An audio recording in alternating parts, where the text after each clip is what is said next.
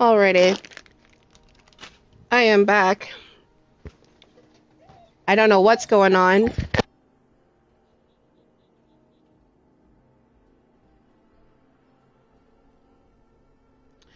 So yeah, the blue screens happen often, and then I have realized that when you blue screen, you lose your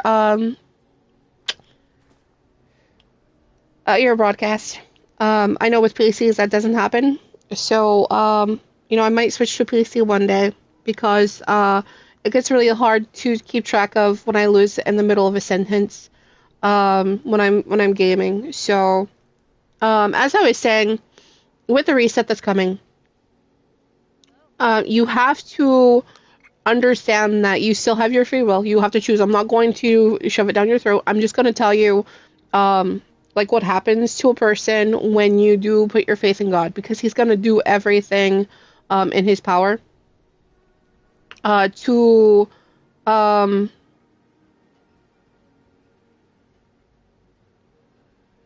no, I'm not going to say everything in His power because He's not going to forsake you. That's I say that a lot. He's not going to forsake you. He's not going to put you in a position where it's going to be dangerous for you. They think back to the story I was telling about, you're a kid, you're a teenager, and you have those rebellious years where you think you know everything, and you have the world telling you that you have that this is normal and this is what you're supposed to do. That's the world. No, God, you have that in your heart saying, God's not going to forsake you. He's not going to put you in a position of danger. And if you have that gut feeling saying don't go, but you have people pressuring you to go, and to sneak out, say, no, you can sneak out. You don't have to worry. Because, like, here's the conversation. You're a 16-year-old girl, and you have a curfew, and your parents are like, no. And you're like, no. You respect your parents. You're like, oh, I can't, it's going to be past my curfew, or I'm grounded, I did something and my parents grounded me for a week, so I can't go to the party. Your friend's going to pressure you. You could go to the party, just sneak out. They're not going to know. Just tell them that you're studying in your room and you'll be in there for the rest of the night, that you're going to go to bed early. Or you go to bed and you come out, at your normal time, and you sneak out your window if you can. So you have these people pressuring you, and then you have society. Like when you're thinking people are going to be, oh, don't be too hard on them. They're just teenagers. We've all been there. We've all done some stupid shit. We've all done stupid things. We've all been, rebellious. And read the Bible. Read the Bible. Oh my goodness, the parallel to being rebellious to God and being rebellious to your parents is the same thing.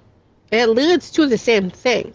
If you honor your mother and father, you're going to be able to honor God. But the world doesn't want you to do that. The world, Satan, does not want you to do that. So you got him in the world. Listen to these people who are telling you that it's okay to do this, it's okay to do that, it's normal, and they're going after the parents, say that you have, your parents are talking to their friends, and then they're going after their parents because of the way that they handle your punishments for your rebellion. And they're like, you're too harsh. You're too harsh. You can't do this. Your parents are not going to forsake their children. They're not going to put them in harm's way. So when they punish you, just know they're not doing it to put you in danger. No, I'm not talking about the abusive parents. I'm not talking about the parents who beat their children. That is completely different.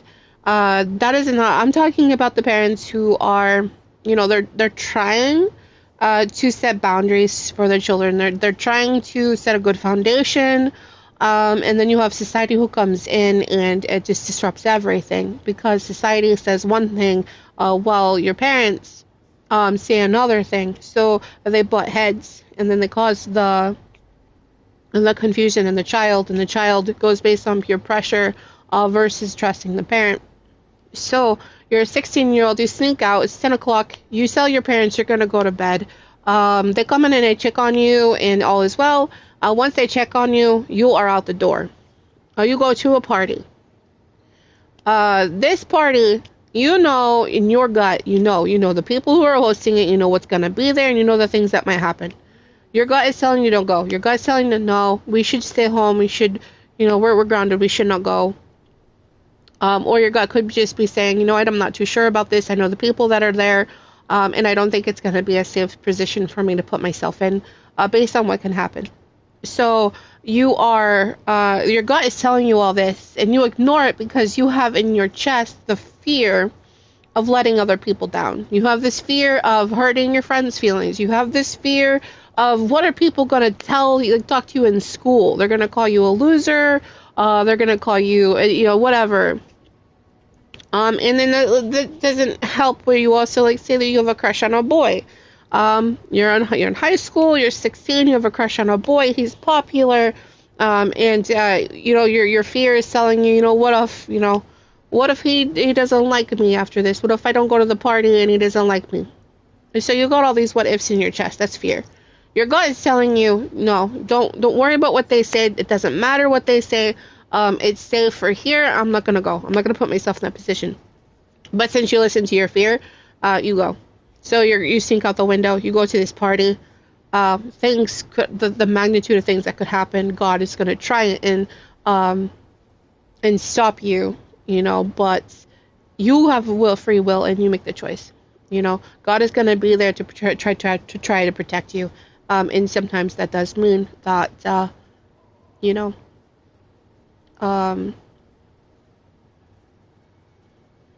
things happen.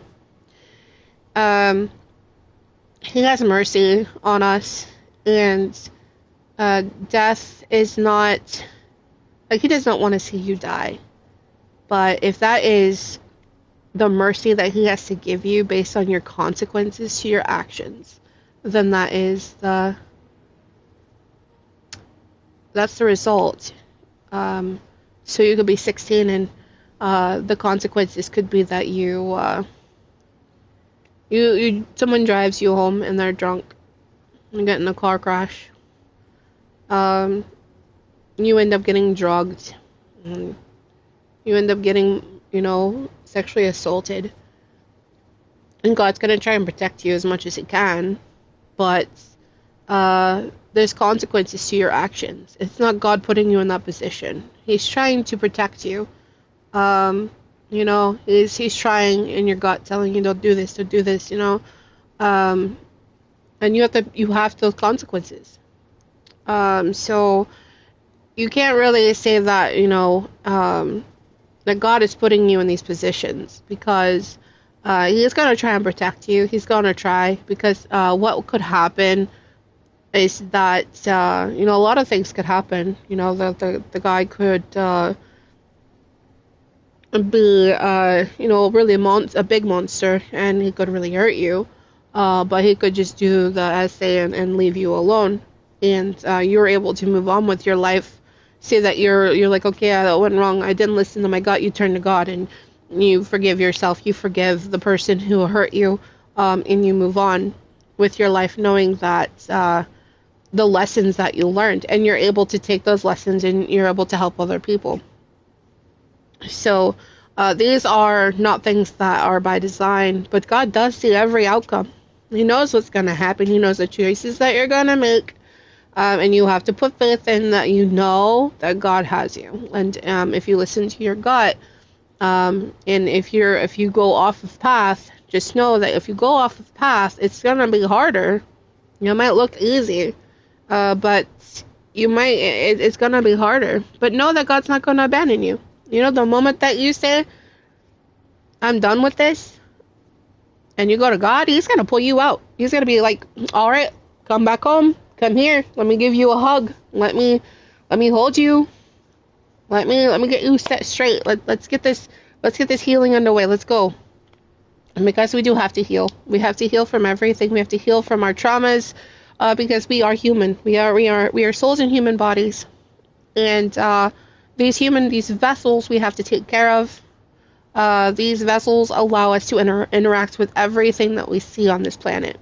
The other people that we see, we're able to interact because of these bodies. So we have to heal the traumas and everything that comes too, because we are, mind, body, spirit. So we have to take care of our mind, we have to take care of our body, and we have to take care of our soul. And then once we take care of our soul, when we go inward, everything else comes outward. Your mind and your body, it follows. When you only do your body but not your soul or your mind, it's not going to do much for you, you know? But like you have to be able to heal align all three parts, mind, body, and soul. Mind, body, and soul. Clear the soul, it'll go to the mind and body. Heal within, and everything that is within will come outwards. So don't worry too much about, what people think about you, talk about you. Keep your focus on God. If you are in the position right now, sorry, it's my cough drop. Trying to get a position where it doesn't interfere with me talking. There we go. So if you're in a position right now where you are, let's gotta go back to that weird accent because of where it's at. My goodness. So if you're in a position right now where you feel like you're lost, you feel like you have been abandoned by everybody, you feel like nobody in this world wants you because of my hubby went through that position, I went through that position, where we kept getting rejected time and time again, we kept getting used. We kept having people make us feel like we were not worth the time of us being on the planet. We weren't worth the air that we breathed. We have people that made us feel that way, and we started to believe it, and we endured a lot of trauma due to these people, and we were in these dark places where at one point we were like, I just want it to end. I don't want to be on this planet anymore. I never really made a full attempt. I had thought about it several times, especially during the part of our relationship where all the abuse was going on. I have held, knives and scissors and was just sitting there, and I've done that a couple. I think I've done it more than a couple of times. Even as a 12-year-old, I was almost 12. I think I was 11. I remember sitting outside and was like, why can't I just do it? Why can't I just kill myself? And at that moment, I did have this rush of like someone hugging me, and I just had this notion that it's gonna be okay. I can get through it. I'm tough. So I just went on living my life and ignored people for the most part. I made friends here and there, but not very many. I was definitely the outcast. I went through a period of dodging the school bus because I thought that my parents at the time would abandon me. Like, I thought that I wasn't worth anything to them. I didn't think that they loved me, and I thought that one day they would just be like, okay, we're gonna leave and we don't want her, so we're just gonna pack up, and when I got home they'd be all gone. I had that fear a lot. I never got into any relationships because I was always made to feel I was ugly. I was always made to feel like I did not deserve. I was always made to feel like I was not worthy. So I never really anticipated or put effort into finding anybody. I was very sexualized at that age because of how I looked. So I would have people come at me a lot. I've had grown men try to take me several times. I could just attribute that to God being like, because like every time it was like I had that the flight or fight response, and then it was never like, uh, oh, he looks nice, and you walk up to him. I was like, I would look at them and I'd get this feeling, and I was just like, I knew their intentions, and I just a switch went off and I ran. One of them was really scary because he had kept circling the house, like he wanted me to go to him, and I just like I got terrified. And the moment that I looked in his eyes, I just felt the things that he wanted to do. Like it just like I knew. I just like I could see and feel, and I just got so grossed out, so disgusted. Even I think I was like, I want to say either 7 or 8 years old at this time. The school bus wasn't too far off, and this guy was in a white single cab pickup truck. He always had his tailgate down, and he was known by our school system to be around the school to try and get children, and they didn't lock him up. That should have been something where he would have been reformed. So I knew his pickup truck because we had seen it at school. We had been alarmed at school. And I remember, like, I was at getting close to the corner to where I turned to go down the sidewalk. Just, our house was just, a house over towards that, so it wasn't very far away. And he, like, rolled up right beside me and stopped his truck and tried to get me to come over to him. And he just looked at me and smiled. And when I looked at him and his eyes, I did not smile back. I just felt this overwhelming feeling of disgust and just pain and agony, and I just knew at that moment that I needed to go home. So I did. I picked up the pace. I sped walked. I ignored him. I just like, and that was a brief second. I just looked at him for a brief second. So all of this happened. It felt like it was eternity, like the feeling, but it was just a split second of looking at him, and then I just walked. I turned, go in. I had the key to the house, so I unlocked the door, locked the door behind me, and then this is the weird thing. As I'm walking back, the phone rings in the house. It is my mom and dad. They're calling me from where they are, telling me that they're going to be home soon, and they just wanted to make sure I was there. And I was like, yeah. I was like, Mom, there's a guy who's following me, and he went around the block and he's parked outside. He parked in front of our house and was watching it. And my mom and dad was just like, go, make sure the door. I was like, did you lock the door? I was like, yes, I locked the door. And they're like, okay, just stay away from the windows. Don't go to the door. Just wait for us to get there. So it was very scary, and that wasn't the first time. It really did disgust me to be sexualized that young right now. Like, to look back, I didn't think anything of it. I didn't know what was happening.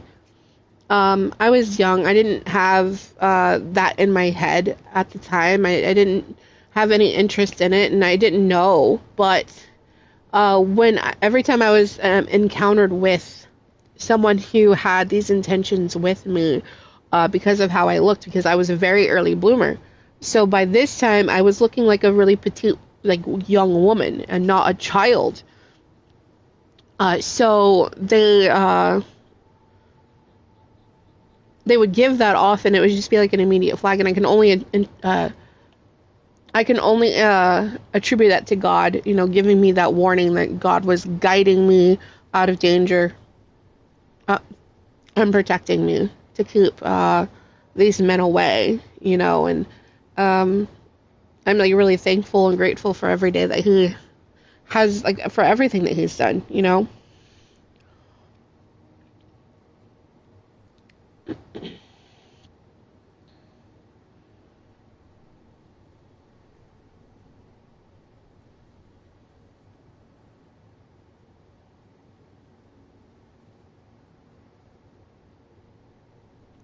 Let this go up a little bit more.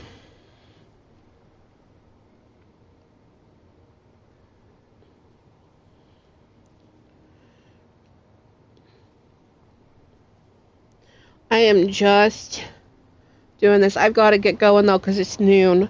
But I wanted to finish my live stream, and I just wanted to keep going on what I was talking about, and so I will end it here. I do hope that it was a little bit insightful. I'll have more of these insights as I go through. I do encourage you to read the Bible and get to know God on a personal level. Get to know the story. They say that the Bible is, like, a lot of people who don't believe say that it's not, like, real, but don't just take the worldly view for it. Go make your own decision. You have free will, make your own decision. Don't let other people make those decisions for you. Don't let them condemn you to a life of misery, because that is what will happen. Do it for yourself. Make your own choices. And then when you make your own choice, then you know that, this is the choice that I made. And you would have to, accept that, but don't fall short of, getting to know God, just because someone, has different opinions of you, don't, follow just, a pastor. Don't just take his word for it, read, the Bible for yourself, try to understand it, ask for that knowledge from God and get closer, get that intimate relationship with him. He's our Abba. He's dad. He's our father. And he wants us to come to him. He wants us to be dependent on him because we are his children. When we go to Jesus, we become his children, and he wants us to submit and just let him take care of us, because he's not going to put us in any harm's way. And we just fail to recognize that. We get so scared to have that intimate relationship with him when that's all he wants. He just wants that intimate relationship with his kids, with his creation, because if you think about it, he did create us. He put everything together to create us in the womb. He is our creator. He is our father. And yeah. So I'll have more of this on Friday. I definitely will be probably on Fallout again on Friday. I can't believe that it's going to be Friday pretty soon. I am looking so forward to it, because that means that it's a night where I can spend even more time with my hubby. The Sabbath takes place Friday at sundown to Saturday at sundown, so it's like we can just focus on nothing but just being happy and thanking God and living a life that is geared towards God. We're not worried about the left or the right hand. We're focused on God, and we're focused on loving each other. And it's a beautiful time for me. My favorite time, honestly. And I told him that if he ever had to work Saturdays, he'd either have to quit or he would have to tell them sorry, because that's never going to happen. He is not going to. So, anyway, I do have to go. So have a great day. Have a blessed day. And I will see you here on Friday. Thanks again for watching.